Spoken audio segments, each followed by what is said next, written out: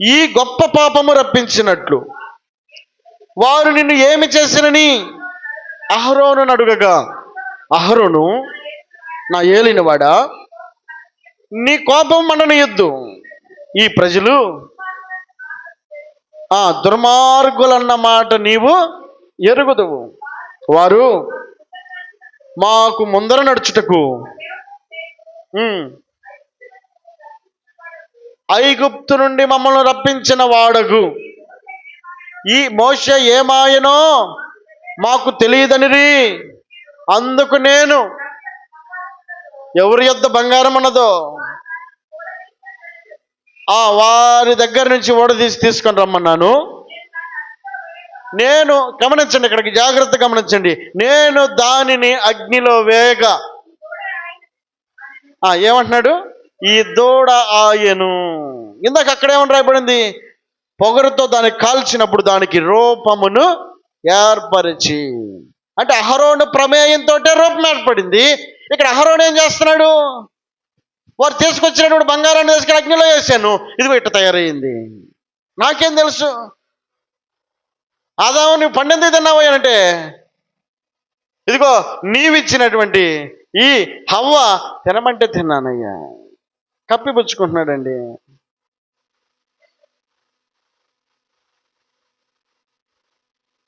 అహరోను, ఏంది మీరు చేస్తున్నటువంటి పని?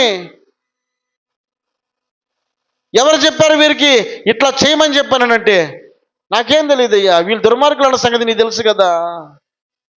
వీళ్ళు ఎట్ట మాట్లాడేదో తెలుసా, మోషే అని వాడు మాయమైన మాకైతే తెలియదు, కాబట్టి మా ముందు నడవడానికి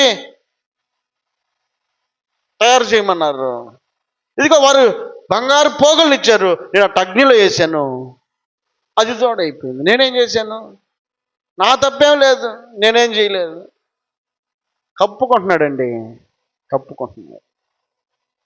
చేశాడు, చేసిన తప్పిదాన్ని ఒప్పుకోవాలి కదా. ఇందాక దావీదు తప్పు చేశాడు, ఏమంటాడు, అయ్యా కేవలము నేను నీకే విరోధముగా నేను పాపము చేసి ఉన్నాను. ఆకానేమంటాడు, నాకేమీ తెలియదని అన్నాడు.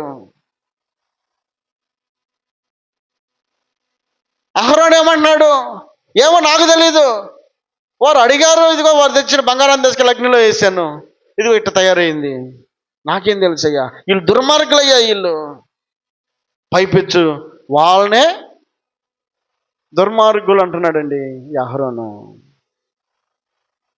మరి ఈ పని చేసినటువంటి ఈ వ్యక్తి కప్పుకోవడానికి ఇష్టపడుతున్నాడు, తన తప్పిదమ్మలను ఒప్పుకోవడానికి ఇష్టపడినటువంటి అహరోను దేవుని కనుదృష్టిలో ఉన్నాడన్న విషయాన్ని గ్రహించలేకపోయాడండి, గ్రహించలేకపోయాడు.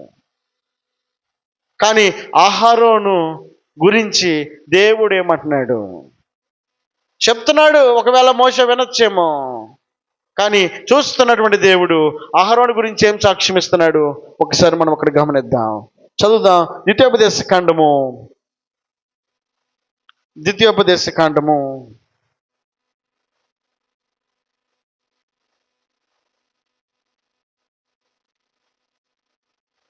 9వ అధ్యాయము 20వ వచనం. 9వ అధ్యాయం 20వ వచనం. ద్వితీయోపదేశ కాండము 9వ అధ్యాయం 20వ వచనం. అమ్మా, మరియు యెహోవా అహరోనును నశింప చేయుటకు అతని మీద బహు కోపపడగా నేను అహరోనుకై అప్పుడే బ్రతిమాలు కొంటిని. అప్పుడు మీరు చేసిన పాపమును అనగా ఆ దూడను నేను పట్టుకొని అగ్నితో దాన్ని కాల్చి నలగగొట్టి అది ధూళి ఎగునంతగా మెత్తగా నూరి ఆ కొండ నుండి పారు ఏటిలో ఆ ధూళిని పారబోసి తిని. చాలండి. ఏమంటాడు? 20వ వచనం అంటాడు, యెహోవా అహరోనును నశింప చేయుటకు అతని మీద బహుగా కోపపడగా.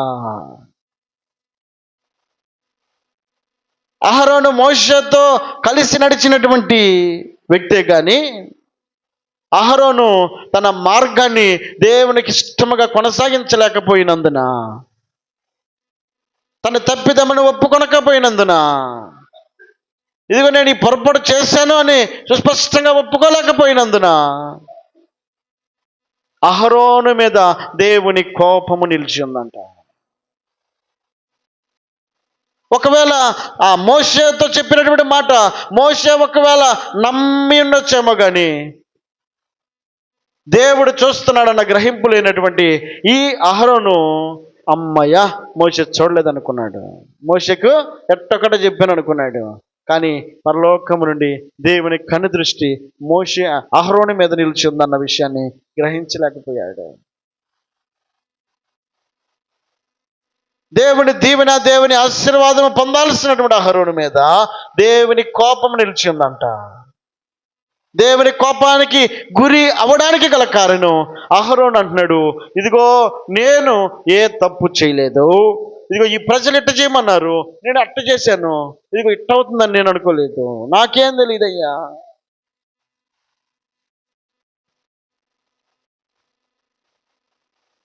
కనుక ఈ రాత్రి వేళ దేవుడు అంటాడు, భక్తుడైనటువంటి దావీదు పలుకుతున్నాడు, దేవా నా దోషము కప్పుకొనక నేను నీ ఎదుట నేను నా పాపమును ఒప్పుకుంటుని, నేను ఒప్పుకొని ఉన్నాను. ఒప్పుకున్నటువంటి వ్యక్తిని దేవుడు గమనిస్తున్నాడు, కప్పుకున్నటువంటి వ్యక్తిని కూడా దేవుడు గమనిస్తున్నాడు. దేవుని కనుదృష్టిలో మనం ఉన్నాం, దేవుని ఆలోచనలో మనం ఉన్నాం. మనం చేస్తున్నటువంటి ప్రతి పని దేవుడు గమనిస్తున్నాడండి. దేవుడు మనల్ని పరిశీలన చేస్తున్నాడు. కాబట్టి అహరోను చేసిన తప్పిదము ఒకవేళ మోషే ఎదుట కప్పుకొని ఉండొచ్చేమో, కానీ దేవుని ఎదుట మాత్రం ఒప్పుకోవడానికి ఇష్టపడలేదు. కానీ అహరోను మీద దేవుని యొక్క కోపం అట్లాగే నిలిచి ఉందంట. ఈ రాత్రి వేళ నీవైనా నేనైనా దేవుని ఎదుట మనము ఏ విధంగా కొనసాగుతూ ఉన్నాం, ఏ విధంగా దేవునికి ఇష్టలుగా మారడానికి మనం ప్రయత్నం చేస్తూ ఉన్నాం. భక్తుడైన దావీదు అంటాడు, దేవా నేను నీ ఎదుట పాపము చేసి ఉన్నాను, కేవలం నీకే విరోధముగా నేను పాపం చేసి ఉన్నాను, కేవలం నీకే విరోధముగా నేను తప్పిదములు చేసి ఉన్నాను. కాబట్టి కీర్తనకారుడు ఎరిగినట్లుగా ఈ రాత్రి వేళ నీవు ఎరిగి ఉండాలని జ్ఞాపకం చేస్తున్నాడు దేవుడు. దేని స్తోత్రం చెల్లిద్దాం, హల్లెలూయా. కాబట్టి ఒక మాట మనం జ్ఞాపకం చేసుకుంటే కీర్తనల భాగము 32వ అధ్యాయము 5వ వచనంలో, కీర్తనల భాగం 32:5, నా దోషమును కప్పుకొనక నీ ఎదుట నా పాపమును ఒప్పుకొంటిని, యెహోవా నీ సన్నిధిని నా అతిక్రమములను, ఇక్కడ జాగ్రత్త గమనించండి, నీ సన్నిధిని నా దోషమును నా పాపమును ఒప్పుకొందును అనుకుంటిని. అనుకున్నాడు, ఇది గిట్ట చేద్దాం అంట చేద్దాం అని చెప్పాను. మనిషి హృదయం నిండిన దాన్ని బట్టి నోరేం చేస్తుందండి, మాట్లాడుతుంది. ముందు హృదయం నిండాలి, హృదయం నిండితే బయటికి ఆటోమేటిక్గా వస్తుంది. హృదయం నిండకపోతే మనం ఏది కూడా మాట్లాడలేము. హృదయం నిండిన దాన్ని బట్టే నోరు మాట్లాడుతుందండి. భక్తుడు అంటాడు, ఇదిగో నీ ఎదుట నేను ఒప్పుకొందును అనుకున్నాడంట మనసులో. అనుకున్న దాన్ని కూడా దేవుడు అంగీకరిస్తాడు తెలుసా. అనుకున్న దాన్ని దేవుడు గమనిస్తాడండి. ఒక ధనవంతుడు అనుకున్నాడు, ఇదిగో కలిగినటువంటి సమృద్ధిని అంతటిని బట్టి నా ప్రాణమా తిను తాగు అనుభవించడా, అనుకున్నాడండి. గమనించినటువంటి దేవుని దృష్టిలో అది యోగ్యంగా కనబడలా. వెంటనే సమాధానాన్ని ఇచ్చాడు దేవుడు, ఒర్రివాడా ఈ రాత్రి వేళ నీ ప్రాణాన్ని నేను చేయలేదు కదా, కాముకొండొచ్చుకైనా అనుకున్న మాటకే అంత ప్రతీకారం, అంత ప్రతిఫలాన్ని దేవుడు ఇవ్వాలా అంటే, అనుకున్నవి కొన్ని ఆశీర్వాదకరమైనవి అయినప్పుడు దేవుడు అంగీకరిస్తాడు, అనుకున్నవి కొన్ని దేవునికి అయోగ్యమైనవి ఉన్నప్పుడు దేవుడు వాటిని కూడా విసర్జిస్తాడన్న విషయాన్ని ఆ వృత్తాంతం మనం గమనించాల్సిన వారమై ఉన్నాం. అనుకుంటే కొన్ని కొన్ని కొన్ని ఆలోచనలు మనం అనుకున్నప్పుడు దేవుడు వాటిని జరగడానికి అంగీకరిస్తాడు. కొంతమంది అనుకున్నారు, ఏమనుకున్నారు? ఆకాశమున కంటే గోపురము మనం కడుదామనుకుంటుమి. ఇంకా పూర్తి అవ్వలేదండి ఆకాశం కంటే గోపురం, జరుగుతుంది పని. ఆ పని సమయంలోనే వారు అనుకున్నటువంటి ఆలోచన గమనిస్తున్నాడు ఆయన. అది స్థిరపరచబడాలో, అది తృణీకరించబడాలో ఆయన చేతుల్లో ఉంది. మనం అనుకున్నవన్నీ కూడా కొన్నిసార్లు ఒమ్ముగా మార్చబడతాయి, కొన్నేమో జరగడానికి కారణమవుతాయి. మనం అనుకునేవన్నీ కూడా కొన్ని జరగవు. కీర్తనకారుడు అంటాడు, ఇదిగో నా దోషము కప్పుకొనక నీ ఎదుట నేను ఒప్పుకొందును అనుకుంటుని అని అంటున్నాడు. అనుకున్న ఆ మాట దేవుని మెప్పించగలిగింది, దేవుని కనికరాన్ని సంపాదించగలిగింది, దేవుని కటాక్షములకు సంపాదించగలిగింది. అనుకున్నాడు ధనవంతుడు, దేవుని కనికరాన్ని కోల్పోయాడు, దేవుని ప్రేమను కోల్పోయాడు. అనుకున్నంత మాత్రాన దేవుడు ఆశీర్వదిస్తాడా అని చెప్పనంటే, దేవుని మెప్పించగలిగినటువంటి ఆలోచనలు నీ హృదయంలో ఉంటే దేవుడు తప్పక స్థిరపరచడానికి ఆయన ఇష్టపడతాడు.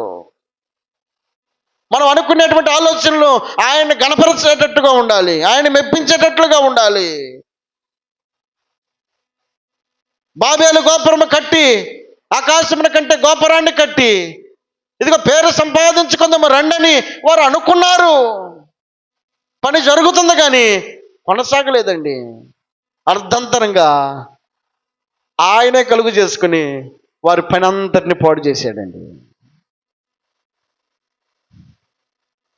అనుకునే ఆలోచనలు దేవుని మెప్పించేవై ఉండాలి. రాత్రి వేళ దేవుడు జ్ఞాపకం చేస్తున్నాడు. కీర్తనకారుడు కేవలం అనుకున్నాడంట, నా పాపమును ఒప్పుకొందుననుకుంటుని.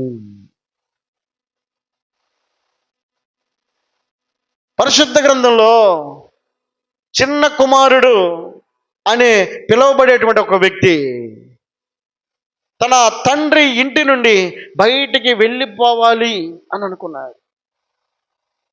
మొత్తానికి వెళ్ళిపోయాడు. తండ్రి బతిమాలినా కూడా వినలేదు, నా ఇష్టం అని అనుకుని వెళ్ళిపోయాడు. కష్టాన్ని కలుగజేసి బాధ పెట్టి మరీ వెళ్ళిపోయాడు. ఇదిగో సంతోషంగా జీవించాలనుకున్నాడు. రావలసిన వాటనంతటిని కూడా తీసుకుని వెళ్ళిపోయాడు.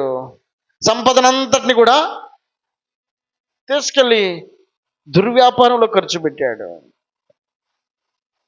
నష్టపోయే దాంట్లో ఖర్చు పెట్టాడు, కోల్పోయే దాంట్లో ఖర్చు పెట్టాడు. ఆశించినవన్నీ కూడా మంచివే అన్నట్టుగా తన ప్రయాణంలో తాను చేసిందే కరెక్ట్ అన్నట్టుగా తన జీవితంలో కొనసాగించాడు. కానీ ఏ మాత్రం ప్రతిఫలం కనపడడం లేదు. ఎక్కడ వేసినా తన అడుగు నిరాశగా మార్చబడుతుంది. పోగేసుకుని వెళ్ళిందంతా కూడా, కూడబెట్టుకున్నదంతా కూడా, దాచిపెట్టుకున్నదంతా కూడా పరుల పాలైపోయింది. నష్టాన్ని తాను చూడగలిగాడు, కష్టాన్ని తాను చూడగలిగాడు, బాధను తను చూడగలిగాడు, కన్నీటిని తను చూడగలిగాడు, ఆకలిని చూడగలిగాడు, ఇబ్బందిని చూడగలిగాడు. మొత్తానికి ఆహారము దొరకక పందులు తినే పొట్టు కూడా తినాలని ఆశపడ్డాడు. తినడానికి అవకాశం లేక త్రోసివేయబడ్డాడు. ఇదంతా కాదబ్బా, నేను తిరిగిన ఒకప్పుడు నేను అట్టంటుండే తెలుసా, తండ్రి ఇంట్లో బాగా బతికినాడిని. నా తండ్రి ఇంటి దగ్గర కూలోళ్ళే 100 మంది తింటున్నారు.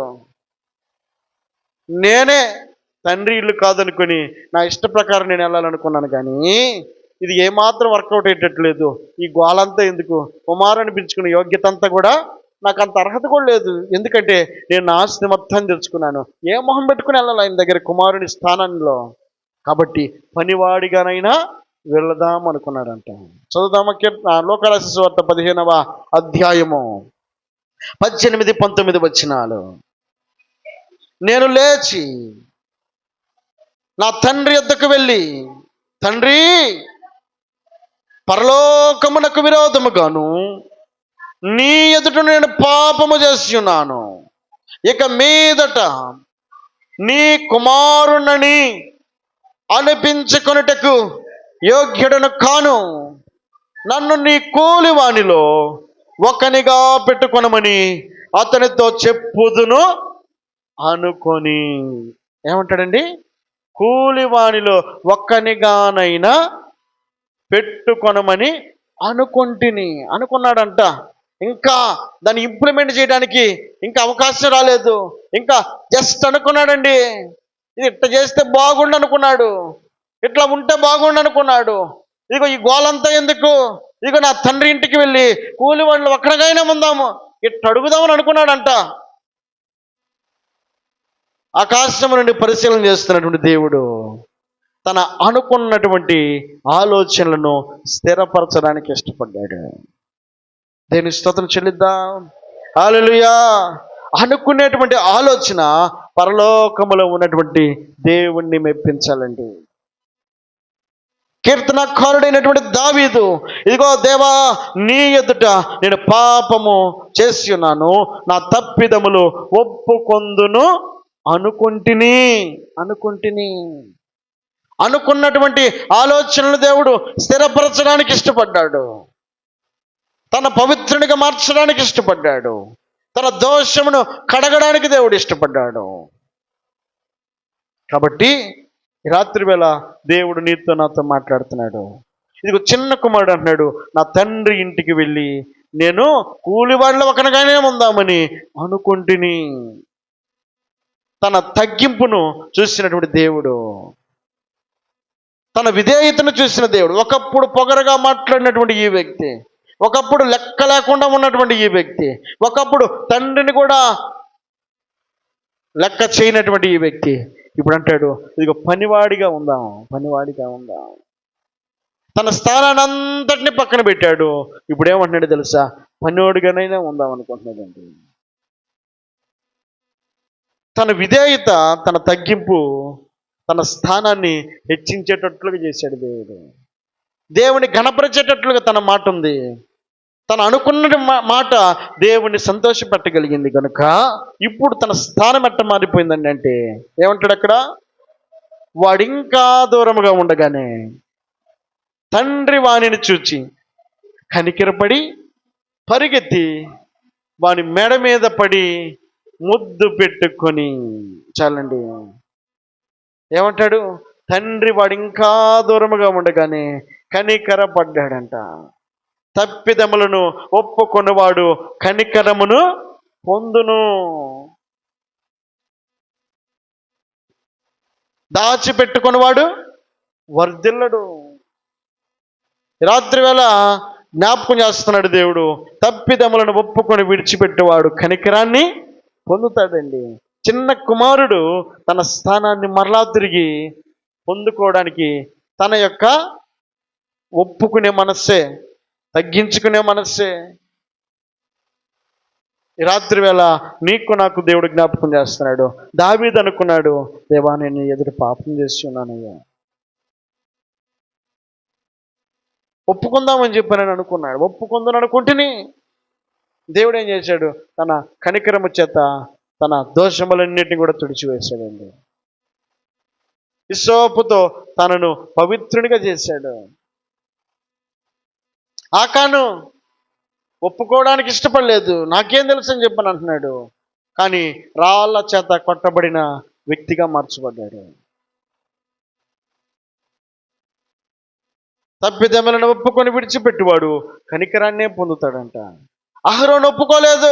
నాకేం తెలియదు అయ్యా, ఇట్ట చేశాను అట్ట చేశాను, కానీ ఇది ఇట్ట అవుతుందని నేను అనుకోలేదు అన్నాడు. దేవుని కోపాను తన మీద నిలిచినటానికి గల కారణం తన ఒప్పుకోలు లేకపోవడం చేతనే కదా. రాత్రి వేళ దేవుడు నీతో మాట్లాడుతున్నాడు. నీతో మాట్లాడుతున్న ఈ మాట నువ్వు గ్రహించగలిగితే, దావీదు పలికినటువంటి మాటను రాత్రి వేళ నీవు పలకగలిగితే, నా అతిక్రమం నేను ఒప్పుకొందును అంటున్నాడు. ఒప్పుకున్నటువంటి వ్యక్తి దేవుని కనికరాన్ని పొందుతాడు. తలలు ఉంచుదాం, ప్రార్థన చేసుకుందాం.